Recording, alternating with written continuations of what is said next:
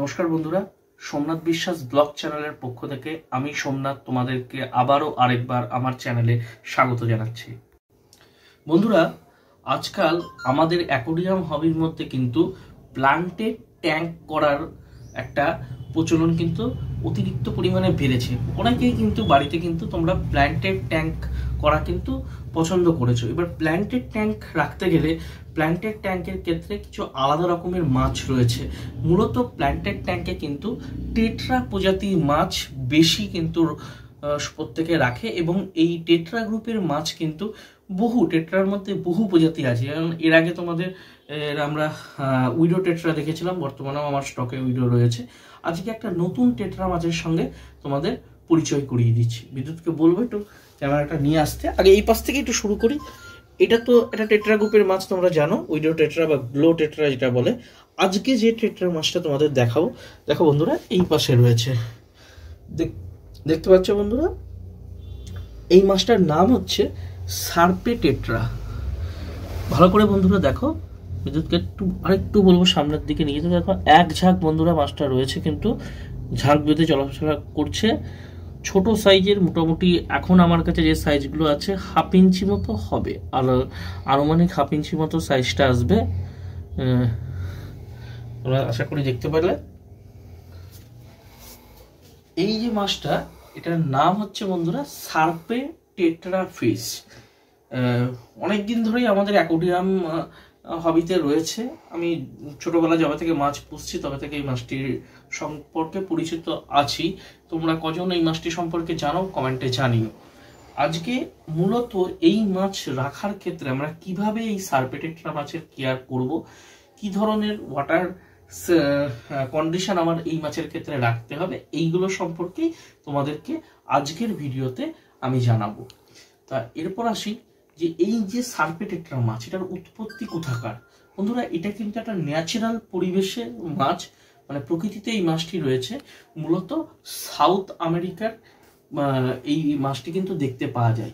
South আমেরিকার বিভিন্ন নদী নালা, খাল বিল, স্বাভাবিক জলাশয়ে কিন্তু ঝাঁক বেঁধে, আমাদের এখানকার যেমন পুকুরে আমরা ছোট মাছ যেগুলো চাঁদা, খলসে, এই ধরনের যে সমস্ত ছোট মাছ, পুঁটি, এই ধরনের ছোট মাছ আমরা যেগুলো দেখি এক ঝাঁক বেঁধে ঘুরে বেড়ায়, তেমনি সাউথ আমেরিকারও বিভিন্ন নদী নালা, খাল বিল, পুকুর, জলাশয়ে কিন্তু এই মাছ কিন্তু একসাথে এরকম ঝাঁক বেঁধে কিন্তু চলাচল করে।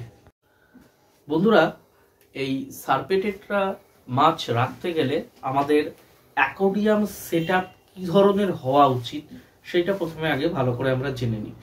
তোমাদেরকে প্রথমেই বললাম, এটি হচ্ছে মূলত প্ল্যান্টেড ট্যাঙ্কের মাছ।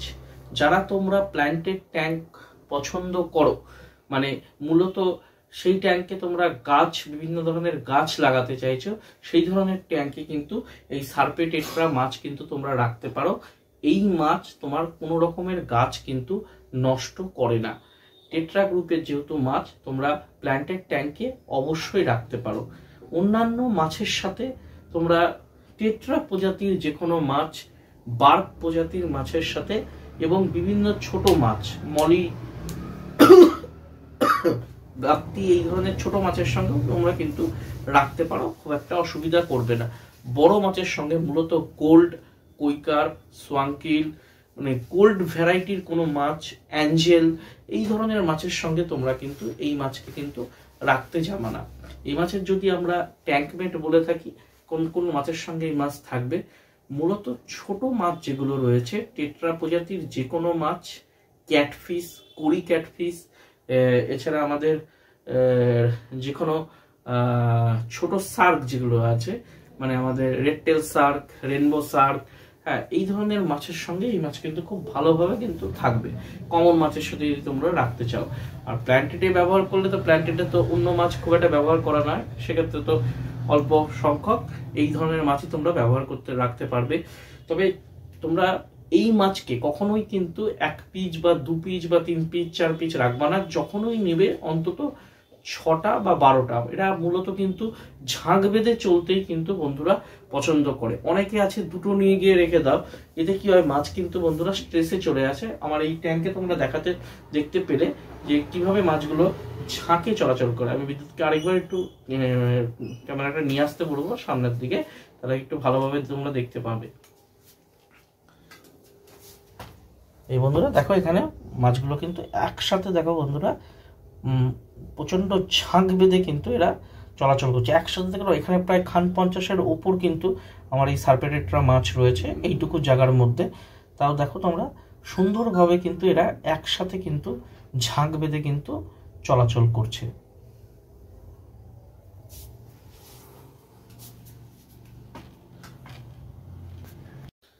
বন্ধুরা এই সার্পে টেট্রা মাছ রাখতে গেলে আমাদের ওয়াটার কন্ডিশনটা কিন্তু একটু জেনে নেওয়া দরকার। যে কোনো মাছ রাখার ক্ষেত্রেই ওয়াটার কন্ডিশন জানাটা কিন্তু আমাদের খুবই জরুরি।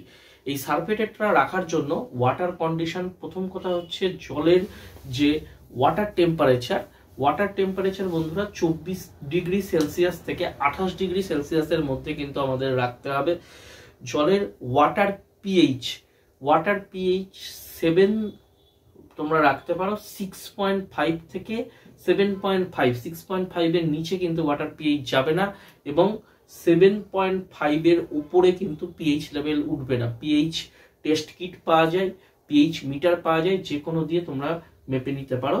আর ওয়াটার টিডিএস প্রত্যেক নর্মাল মিষ্টি জলের মাছের মতো আমি বলবো 50 থেকে 200-র মধ্যে তোমরা ওয়াটার টিডিএস মিটার দিয়ে চেক করে রাখার কিন্তু চেষ্টা করবে।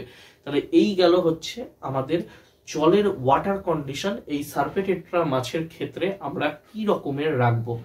এরপরে আসি আমরা এই সার্পে টেট্রা মাছ আমরা যে ট্যাঙ্কে রাখবো সেই ট্যাঙ্কের ফিল্টারেশন আমাদের কেমন হবে। বন্ধুরা তোমরা যদি এটা প্ল্যান্টেড ট্যাঙ্কের ক্ষেত্রে এই মাছকে রাখতে চাও, প্ল্যান্টেড ট্যাঙ্কে অবশ্যই কিন্তু তোমরা হ্যাং অন ব্যাক ফিল্টার, যেটা মূলত তোমার যে অ্যাকোরিয়াম হবে, মেইন যে অ্যাকোরিয়াম তোমার হবে সেই অ্যাকোরিয়ামের পিছনের দিকে ঝোলানো থাকবে। হ্যাং অন ব্যাক তুমি যদি ইউজ করো, যেহেতু hang on back filter planted ট্যাঙ্কে ইউজ হয়, সেক্ষেত্রে প্ল্যান্টেডের ক্ষেত্রে বন্ধুরা ওপরে কেউ ঢাকনা ইউজ করে না। অ্যাকোরিয়ামে কিন্তু ঢাকনা, হ্যাং অন ব্যাগ যদি ইউজ করো ঢাকনা কিন্তু ব্যবহার করা যাবে না। প্ল্যান্টেডের ক্ষেত্রে কেউ ঢাকনা ইউজ করে না, ওপরটা আমাদের মতো এরকম কিন্তু খোলাই থাকবে।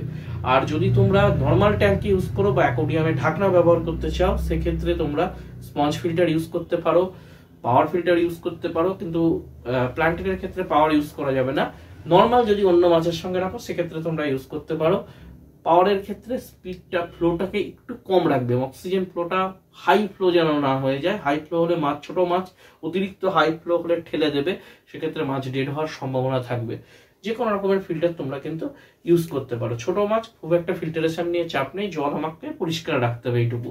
আর বড় জায়গার ক্ষেত্রে যারা অ্যাকোরিয়াম ছাড়া অন্য কিছুর মধ্যে রাখতে চাও, তারা বিভিন্ন রকম জলজ গাছ দিয়ে রাখতে পারো। আমাজন রয়েছে, ওয়াটার লিলি রয়েছে, তারপরে তোমার যে কোনো রকমের ঝাঁঝি শ্যাওলা রয়েছে, যে কোনো রকমের তোমরা গাছ কিন্তু দিয়ে এই মাছকে রাখতে পারো। মূলত বিভিন্ন ধরনের গাছ দিয়ে রাখলে পরে এই মাছ কিন্তু খুব পছন্দ করে এবং খুব ভালো থাকে।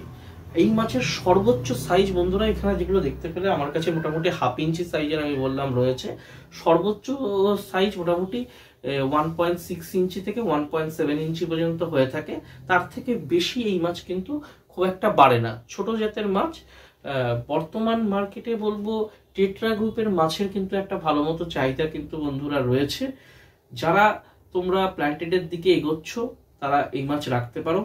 প্ল্যান্টেডে মূলত নিয়ন টেট্রা বা কার্ডিনাল টেট্রা, এই ধরনের টেট্রা যারা রাখো অতিরিক্ত হাই দাম হয় একটা, সেই তুলনায় এই মাছের দাম কিন্তু অনেক কম, অনেকটাই কম। তোমরা তোমাদের নিকটবর্তী দোকানে এটা খুচরো যদি তোমরা কিনতে চাও 5 থেকে 7 টাকা পিসের মধ্যে পেয়ে যাবে, যার জন্য কি অনেকটা, 1 ডজন তোমরা নিলে হয়তো 50 থেকে 60 টাকার মধ্যে তোমাদের মানে তোমাদের কিন্তু চলে আসবে।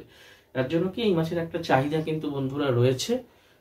তা এই মাছের ক্ষেত্রে আরেকটা বন্ধুরা তোমাদেরকে বলবো যে কি ধরনের কি খাবার আমরা ব্যবহার করব। বন্ধুরা খাবারের ক্ষেত্রে আমরা বলে রাখি, এই মাছের ক্ষেত্রে মূলত যেহেতু মাছের সাইজ ছোট, মাইক্রো প্যালেট যেটা বেটা ফিশের খাবার রয়েছে তোমরা ইউজ করতে পারো, কিংবা গাপ্তি মাছের যে খাবার আছে সেই ধরনের খাবার তোমরা দিতে পারো। মাইক্রো প্যালেটটা খুব ভালো খায়। যদি মাইক্রো প্যালেট না থাকে তাহলে বন্ধুরা ছোট দানার খাবার, বন্ধুরা আমার কাছে এই মুহূর্তে যে খাবারটা রয়েছে দেখাচ্ছি, এই যে টাইও কোম্পানির খাবার দেখতে পাচ্ছ, আমাদের ইন্ডিয়ান প্রোডাক্টকে আমি বেশি করে গুরুত্ব দেব। বিদেশি প্রোডাক্ট কেনার থেকে দাম বেশি হয়, হ্যাঁ, কস্টটাও বাইরে যাচ্ছে বেশি। ইন্ডিয়ান প্রোডাক্ট কেন যথেষ্ট ভালো, তামিলনাড়ুর কোম্পানি। দানার সাইজ পার্টিকুলার হাতে যেটা দেখতে পাচ্ছ 20 গ্রামের একটা প্যাকেট, এই দুটো প্যাকেট রয়েছে টাইওর।